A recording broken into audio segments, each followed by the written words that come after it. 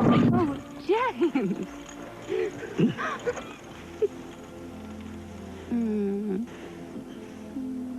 James!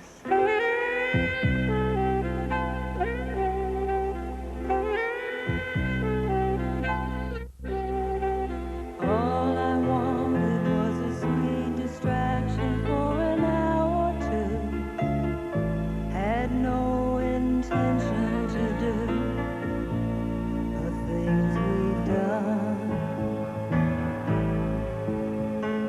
Funny how it always goes with love. When you don't look, you find. But then we're two of a kind. We move as one. We're an all-time high.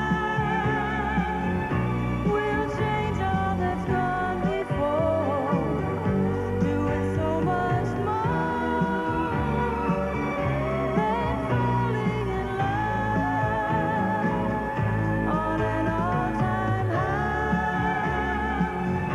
We'll take on the world and win. So hold on tight, let the flight begin. I don't want to waste a waking moment. I don't want to sleep.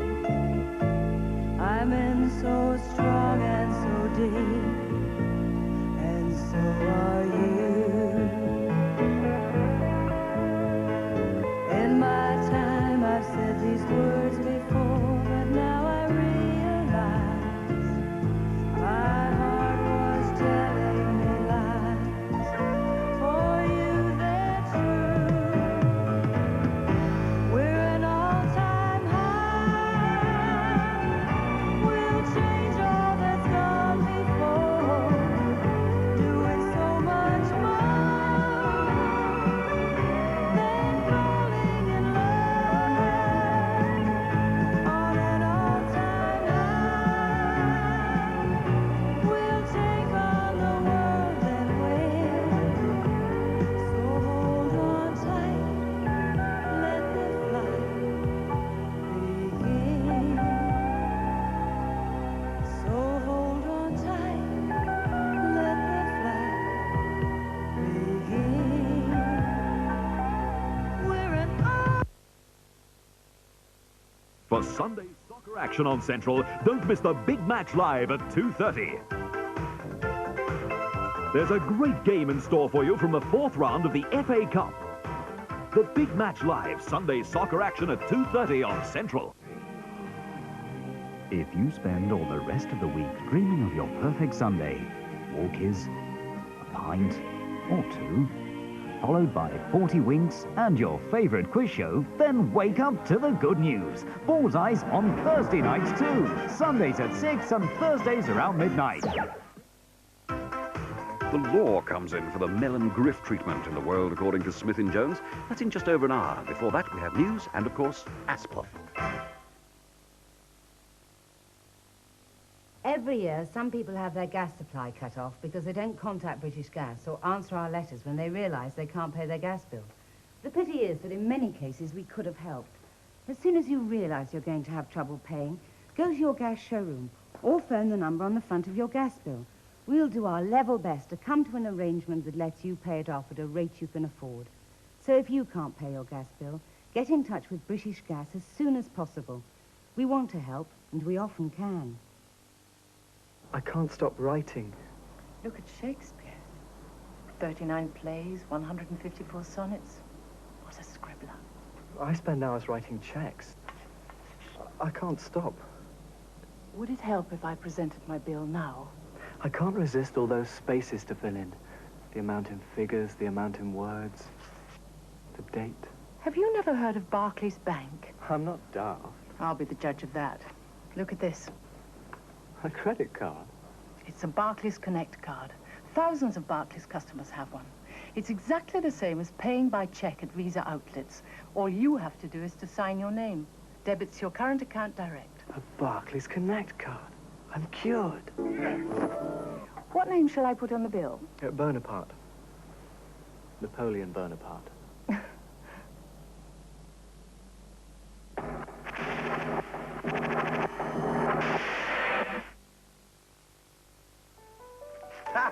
good news here for ex-millionaires and the rest of us who've been flattened by the stock market. The Times portfolio game pays out £4,000 a day, beer money, and £8,000 on Saturdays. But now you also automatically qualify for the Times Portfolio Accumulator, which could win you $20,000 this week. And if it rolls up, you could accumulate 100K or more. Your personal portfolio card is in tomorrow's Sunday Times magazine. Now, that's what I call champagne money. I could do without Monday morning, getting out of bed and yawning. I could do with a day. I could do without the 9 to 5. Got to work hard to survive. I could do with a day. I could do without the British weather, and both of my feet are killing me. I could do with a day. I could do with a day. I could do with a day.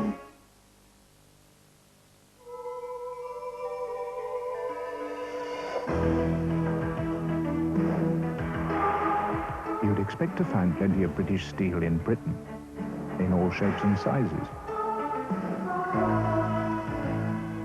But British steel's going much further than that. They're selling it in Canada, in India, the USA, in Egypt, and in Sweden. Indeed, there aren't many countries that don't buy British steel. Since last year, our exports are up by over 40%. British steel, in shape for things to come. You could get cheaper motor insurance by dealing direct with the insurance service.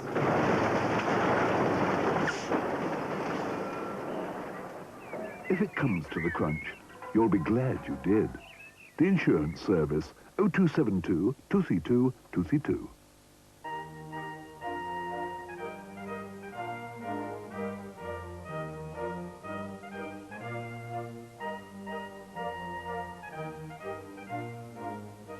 It's not what you know, it's who you know, and how often. Small World, Sundays at 9:30 on Central. For a rather unusual Aspel & Co., we have today's news and sports from the team at ITN.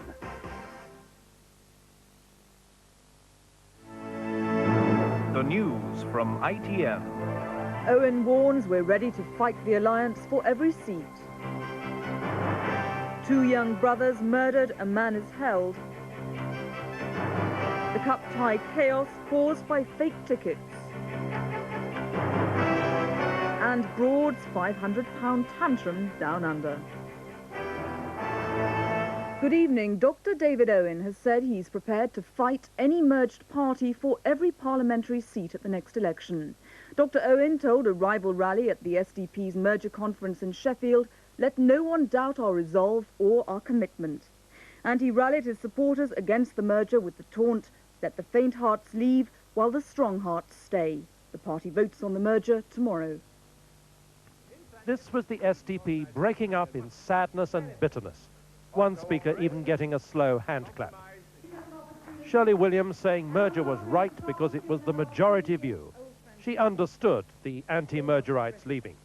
And in turn, they, I hope, will accept the determination of those of us who speak here for the majority of the members of the Social Democratic Party, that we stand firm on the bedrock on which our party was created. One member, one vote, democracy. They rehearsed the arguments for and against merger one last time. I am not leaving any party. I'm taking social democracy with me into the new party, just as the Liberals are taking liberalism. One anti-merger speaker resented Shirley Williams' enthusiasm for the new party. Well, I have something to say to you, Madam President. I won't join you, and you won't run me out. Following last night's row, the anti-merger side laid claim to the hall tonight. David Owen made as grand, as determined an entrance as any politician, and gave us tougher warning too to the planned new party. Don't expect any deals from us, he said, the continuing SDP. Well, let it be clear. The SDP will neither provoke nor shirk a fight. If need be, we are ready to fight every seat at the next election. No one should doubt our resolve or our commitment. But I predict the day will come when the SDP is seen to be closer to the heartbeat of this nation than any other political party.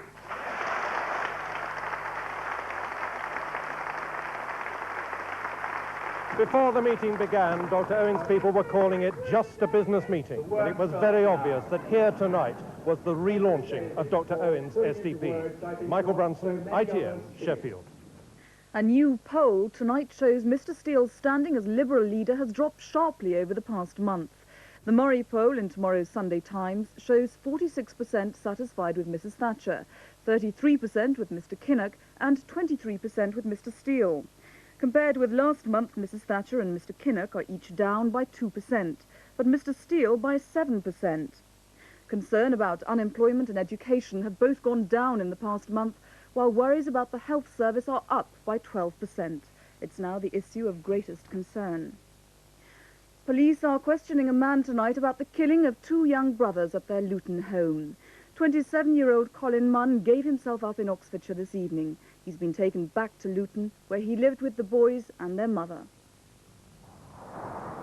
The bodies of the two brothers were found together in a bedroom of the family's terraced home in Luton. Their mother, 29-year-old Jennifer Knight, found them when she returned home early this morning after a night out with two girlfriends. Mrs. Knight was herself attacked and was taken to hospital with serious head injuries. Police said she'd been repeatedly beaten with a blunt instrument. After the discovery of the bodies of 6-year-old Matthew Knight and his 4-year-old brother Ryan, police began a nationwide search for 27-year-old Colin Munn, who's lived with Mrs. Knight for the past 3 years. He'd been left to look after the two boys yesterday evening. Earlier this evening, he gave himself up to police in Oxfordshire, and he's now back in Luton talking to local detectives. Mrs. Knight is now said to be out of danger, but still in intensive care. Detectives say it'll be tomorrow before she's well enough to be questioned about what they describe as a brutal and sickening double murder. Alan Cuthbertson, ITN, Luton. The Seamen's Union has called an indefinite national ferry strike starting on Tuesday. It's in support of strikers who've been sacked by the Isle of Man Steam Packet Company. Sealink and European Ferries said the action could put jobs at risk, and tonight called on their men to continue working normally. In the Isle of Man dispute, the ferry companies sacked 161 seamen after they went on strike in protest at plans to cut jobs, holidays and pay. The company says it will recruit new workers. The Seamen's Union see this as part of a wider plot against them. We believe that the ferry operators are combining against the National Union of Seamen. In particular, local agreements are coming under attack. Agreements that have been negotiated freely and entered into from the last 8 years and even longer than that are being torn up. Companies are just stating to people exactly what they will do in the future. Negotiation really is a dirty word. There's no negotiations going on. It's just threat. And our people basically are saying they've had enough. So 5,000 seamen at 12 British ports have been asked to strike indefinitely from Tuesday. The union spokesman said members at each port could decide whether to hold a ballot or not. Israeli troops have shot and wounded at least 8 Palestinian protesters in the occupied West Bank and Gaza Strip. Doctors at one hospital in Nablus said 15 Palestinians were treated for gunshot wounds. The casualties included an 11-year-old boy who'd been shot through the neck. Orders to use gunfire in the West Bank town of Nablus came after protests in support of the PLO swept through the community. Army units came under repeated attack from groups of stone throwers. They first tried to break them up with an aerial assault, this helicopter dropping tear gas. When they didn't succeed, a water cannon went in, but that failed to douse the resistance also. The army finally resorting to live ammunition. Shots fired down alleyways. The ultimate deterrent, which the army says should only be used when soldiers' lives are endangered. The gunfire set off panic. But not all screaming in fear. You are not afraid from the army? The return of rifle fire and more casualties shattered the army's orders to use beatings and not bullets against protesters. In Gaza, though, it was different. Golani Brigade soldiers crushing dissent. It was nothing more than one arrest, soldiers supposedly doing their duty. Soldiers Israel is relying on to maintain control. Brent Sadler, ITN, in Israel's occupied territories. South African police are denying allegations that they failed to prevent clashes between rival black factions in which 5 people were reported killed. The trouble at the KTC squatter camp near Cape Town revived memories of similar violence in 1986. This report has been compiled under South African government restrictions. After a 2-year lull, palls of smoke once again hang over the KTC squatter camp. In the streets, residents scramble to salvage some of their possessions from burning shacks, and scores of homeless people are seeking refuge in neighboring townships. The residents say the fighting erupted after a squatter leader was murdered, his followers seeking to exact revenge on what they call the young radicals, allegedly responsible for the killing. Police deny the violence as a political motive, describing it as a clash between rival black gangs. Observers feared the fighting could escalate as it did in 1986, when more than 50 people were killed and thousands of shacks razed in conflict between conservative blacks and the more radical so-called comrades. Squatters have alleged in court that on that occasion, police aided the conservative faction. But today, apart from a few shacks still burning, calm appears to have returned to the area, and the authorities have confirmed that order has been restored. Mike Hanna, ITN, South Africa. And now, on a day of upsets in the FA Cup and bad temper on England's cricket tour, here's Giles Smith. The big shock of the FA Cup came from 3rd Division Port Vale, who beat last year's finalist Tottenham 2-1. Ray Walker got the first in a well-earned victory that ends manager Terry Venables' hopes of bringing success to Spurs in his first season back in English soccer. 2nd Division Bradford beat 1st Division Oxford 4-2, and Orient of the 4th gave Nottingham Forest a fright before Calvin Plummer's goal saw Forest home 2-1. There were victories for Arsenal over Brighton and Manchester United over Chelsea, but Coventry, the FA Cup holders, are out, beaten 1-0 by Watford. The only goal came from a speculative free kick, which the Coventry defence failed to clear. A Malcolm Allen shot somehow found the head of Trevor Senior for a goal that even the Watford manager admitted had a bit of luck. It was also Cup Day in Scotland, and the holders there, St Mirren, went out too, beaten 3-0 at home by Clydebank. Frank McAvenny scored as Celtic scraped home 1-0 against 2nd Division Stranraer.